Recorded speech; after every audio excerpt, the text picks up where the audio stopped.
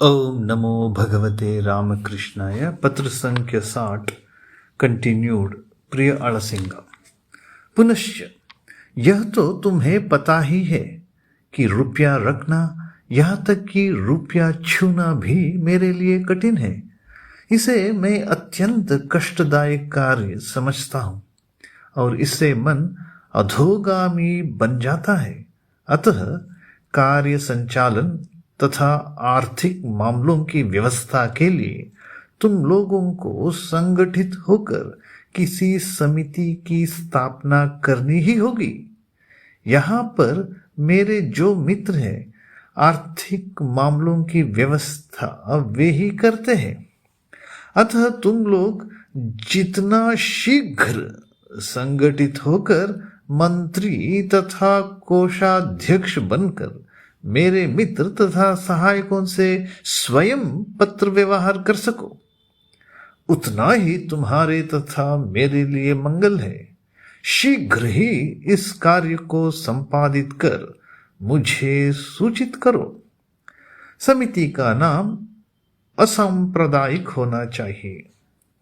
समिति का नाम असांप्रदायिक होना चाहिए, नॉन सेक्टेरियन।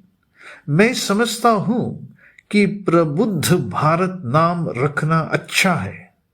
यह नाम हिंदुओं के मन में किसी प्रकार का आघात न पहुंचाकर बौद्धों को भी हमारी ओर आकृष्ट करेगा। प्रबुद्ध शब्द की ध्वनि से ही प्र प्लस बुद्ध इज इक्वल टू बुद्ध के सहित, अर्थात गौतम बुद्ध के साथ भारत को जोड़ने पर हिंदू धर्म के साथ बौद्ध धर्म का सम्मिलन समझा जा सकेगा। अस्तु, इस बारे में अपने सब मित्रों के साथ परामर्श करना, उनकी राय से काम लेना।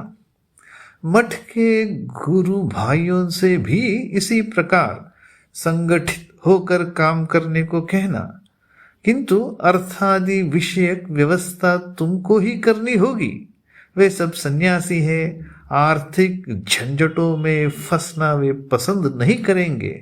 अड़सिंगा, यह निश्चित जानना कि भविष्य में तुमको अनेक महान कार्य करने होंगे। अड़सिंगा, यह निश्चित जानना कि भविष्य में तुमको अनेक महान कार्य करने होंगे। यदि तुम उचित समझो तो कुछ बड़े आदमियों को राजी कर समिति के कार्यकर्ताओं के रूप में उनके नाम प्रकाशित करना। उनके नाम से बहुत कुछ कार्य होंगे, किंतु वास्तव में कार्य तुमको ही करना होगा। यदि सांसारिक कार्य अधिक होने के कारण तुम्हारे लिए इन कार्यों को करने का अवकाश न हो तो समिति के आर्थिक विभाग की जिम्मेदारी जी को संभालनी होगी।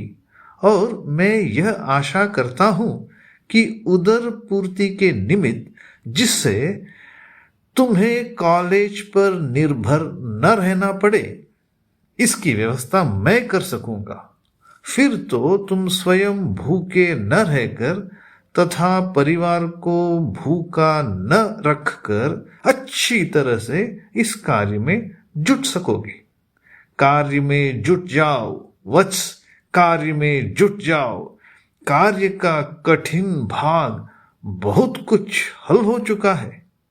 कार्य का कठिन भाग बहुत कुछ हल हो चुका है। अब प्रतिवर्ष कार्य धीरे धीरे स्वयं ही अग्रसर होता रहेगा, और यदि तुम लोग सिर्फ भली भांति उसकी देखभाल कर सको तो फिर मेरे भारत लौटने पर अत्यंत तीव्रता के साथ उसकी प्रगति होती रहेगी। तुम लोगों से इतना हो सका है, यह समझकर तुम आनंद अनुभव करो। तुम लोगों से इतना हो सका है, यह समझकर तुम आनंद अनुभव करो। यदि कभी मन में निराशा का भाव उदित हो तो उस समय यह विचार करो कि गत वर्ष कार्य कितना अग्रसर हुआ। नगण्य दशा से हम जागृत हुए हैं। अब जगत हमारी और आशा भरी दृष्टि से देख रहा है। अब जगत हमारी ओर आशा भरी दृष्टि से देख रहा है। केवल भारत ही नहीं अपितु समग्र जगत हमसे अनेक उत्तम वस्तुओं की आशा लगाए हुए हैं। मूर्ख मिशनरी, मजूमदार तथा उच्च वर्ग के लोग इनमें से कोई भी सत्य, प्रेम तथा निष्कपट शक्ति को बाधा नहीं पहुंचा सकते। तुम अपने मन और वाणी को एक कर पाए हो? क्या तुम मृत्यु तक को तुच्छ समझकर निस्वार्थ भाव से रह सकते हो? तुम अपने मन और वाणी को एक कर पाए हो? क्या तुम मृत्यु तक को तुच्छ समझकर निस्वार्थ भाव से रह सकते हो? क्या तुम्हारे हृदय में प्रेम है? यदि ये बातें तुम्हारे भीतर विद्यमान हो तो फिर तुम्हें किसी भी चीज से, यहां तक कि मृत्यु से भी डरने की आवश्यकता नहीं। वत्स, बढ़े चलो। समग्र जगत ज्ञानालोक के लिए लालायित है। उस ज्ञानालोक को प्राप्त करने के लिए उत्सुकता पूर्ण दृष्टि से जगत हमारी ओर देख रहा है। उस ज्ञानालोक को प्राप्त करने के लिए उत्सुकता पूर्ण दृष्टि से जगत हमारी ओर देख रहा है।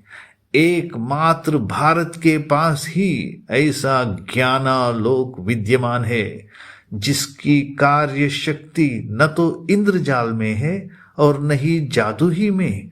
वह तो सच्चे धर्म के मर्मस्थल, उच्चतम आध्यात्मिक सत्य के अशेष महिमान्वित उपदेशों में प्रतिष्ठित है। जगत को इस तत्व की शिक्षा प्रदान करने के लिए ही प्रभु ने इस जाति को विभिन्न दुख कष्टों के भीतर भी आज तक जीवित रखा है।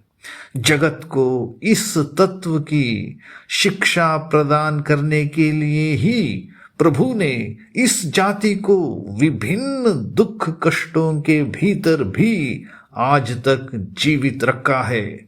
अब उस वस्तु को देने का समय उपस्थित हुआ है। हे वीर हृदय युवकों, तुम यह विश्वास रखो कि अनेक महान कार्य करने के लिए तुम लोगों का जन्म हुआ है। हे वीर हृदय युवकों, तुम यह विश्वास रखो कि अनेक महान कार्य करने के लिए तुम लोगों का जन्म हुआ है। कुत्तों की आवाज से न डरो, यहां तक कि यदि आकाश से प्रबल वज्रपात भी हो तो भी न डरो। उठो, कमर कसकर खड़े हो, कार्य करते चलो।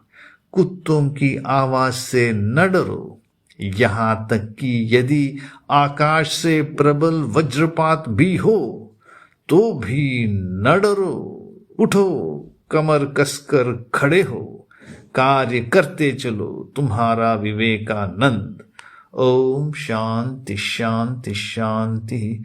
हरि ओम तत्सत। श्री राम कृष्णार्पणमस्तु। पत्र संख्या 60 समाप्त हुआ।